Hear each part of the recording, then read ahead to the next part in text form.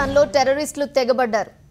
Peshawar air base లక్ష్యంగా చేసుకుని దాడులకు దిగారు. దీంతో భద్రతా దళాల కాల్పుల్లో 3 టెర్రరిస్టులు హతమైనట్లు తెలుస్తోంది. దీనిపై పూర్తి వివరాలు మా కరెస్పాండెంట్ ఇస్మాయిల్ అడిగి తెలుసుకుందాం. ఇస్మాయిల్, చెప్పండి, మొత్తం ఎంతమంది ఈ దాడికి పాల్పడినట్లు తెలుస్తుంది? ఈ ఘటన ఎప్పుడు జరిగింది?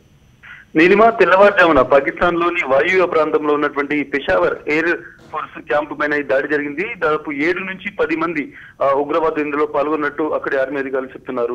వాళ్ళందరూ ముందుగా ఎయిర్ బేస్ క్యాంప్ ఏదైతుందో అక్కడ ఉన్నటువంటి చెక్ పోస్ట్ మీద కాల్పులు జరిపి లోపలికి చొచ్చుకెళ్లే ప్రయత్నం చేశారు. ఆ తర్వాత కాల్పుల పరంపర ప్రారంభమైంది.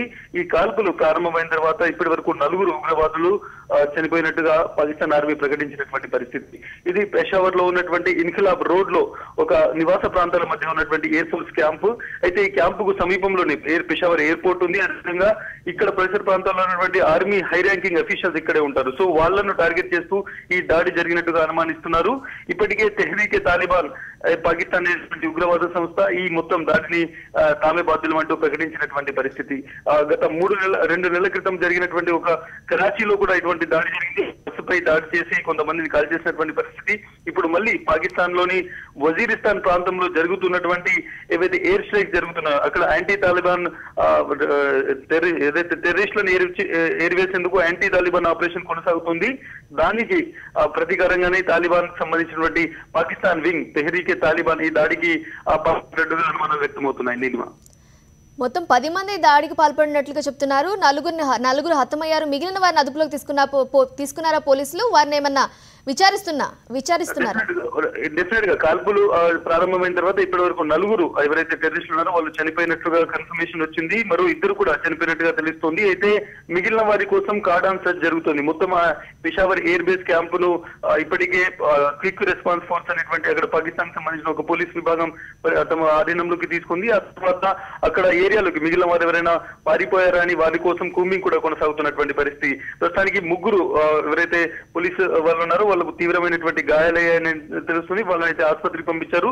మొత్తం 7 నుంచి 10 మంది ఉగ్రవాదులు ఉంటారని ఆర్మీ అధికారులు చెప్తున్నారు. మిగిలిన వాళ్ళ కోసం అయితే కూంబింగ్ కొనసాగుతోంది. డెఫినెట్ గా ఒకవేళ వాళ్ళ పాకిస్తాన్ ఎయిర్ బేస్ లోకి చొరబడి ఉంటే మాత్రం దీని మొత్తం తీవ్రత పెద్దగా ఉండేది, చాలా ఎక్కువ సంఖ్యలో కాల్పులు జరిగేది అనేటువంటి వార్తలు అయితే వస్తున్నాయి.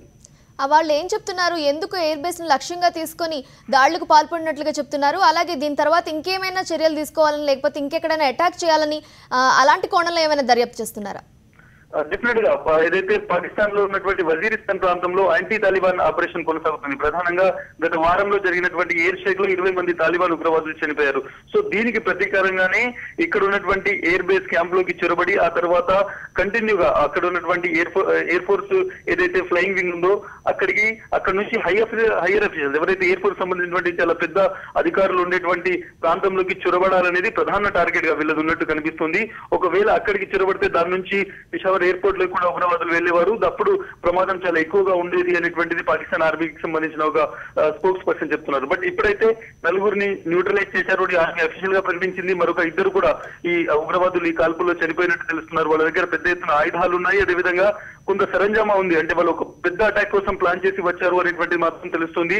పాకిస్తాన్ లో ప్రధానంగా వజీరిస్తాన్ ఏరియాలో గత కొంతకాలంగా తెహ్రీకే తాలిబాన్ పాకిస్తాన్ అనేటువంటి ఒక తాలిబాన్ ఉగ్రవాద సంస్థకు సంబంధించిన విభాగం ఇది పెద్ద ఎత్తున దాడులకు పాల్పడుతుంది. సో వాళ్ళ ప్రధాన మోటివ్ ఏదని తెలియకపోయినా ఖచ్చితంగా ప్రస్తుతం అయితే అక్కడ ఉన్నటువంటి హై ర్యాంక్ అఫీషియల్స్ టార్గెట్ చేస్తూనే ఈ దాడి జరిగిందనేది మాత్రం తెలుస్తుంది. నీలిమా, అసలు ఏ విధంగా ఎంటర్ అయ్యారు? లోపల అంత భద్రత ఉన్నప్పటికీ కూడా ఎలా ఎంటర్ అయ్యారు? భద్రతా దళాలు ఏం చెప్తున్నాయి? ప్రధానంగా కొంత సెక్యూరిటీ లూప్స్ అయితే ఉన్నాయి. ఎందుకంటే ఆర్మీ సరౌండెడ్ ఉన్నటువంటి area, air force base camp అక్కడ ఉంది, పెషావర్ ఎయిర్పోర్ట్ పక్కనే ఉంటుంది, సీనియర్ అఫీషియల్స్ ఉండేటువంటి నివాస ప్రాంతాలు అక్కడే ఉన్నాయి. ఇటువంటి ఏరియాలోకి డైరెక్ట్ గా ఎయిర్ బేస్ క్యాంప్ లోకి చొరబడేంతగా ఏ విధంగా ప్లాన్ చేశారు అనేటువంటి దానిపైన మాత్రం అధికారులు ఇప్పటికీ మాట్లాడలేదు. డెఫినెట్ గా కొంత లూప్ హోల్స్ ఉన్నాయి, సెక్యూరిటీ లూప్ హోల్స్ అయితే ఉన్నాయి అనేటువంటి మాటలు వాళ్ళు అంగీకరిస్తున్నారు. బట్ పెద్ద ఎత్తున ఒక ప్రాణ నష్టం జరిగేది వాళ్ళు లోపలికి ఎంటర్ అయితే అనేది మాత్రం తెలుస్తుంది. Okay, thank you, Ismail.